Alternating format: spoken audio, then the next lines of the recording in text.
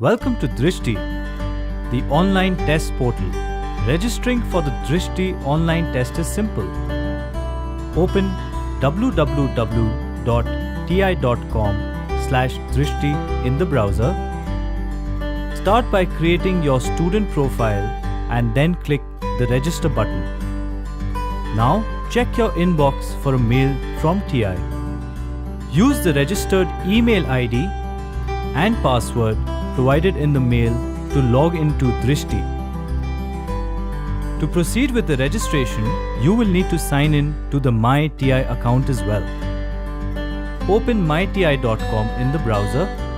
If you are a new user, you can sign up in a few easy steps. Ensure that you enter the full name of your college. Select Student as your occupation and enter your graduation date. After you filled in the relevant information, click Create Account. You will see a confirmation on the TI website.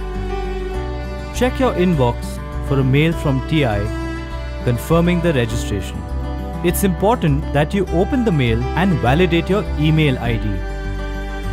Now that you have completed the registration on both DrishTI and MyTI, proceed to DrishTI to reserve your test slot and click the Confirm button. You have successfully booked your test slot. The registration process is done. All the best for the test.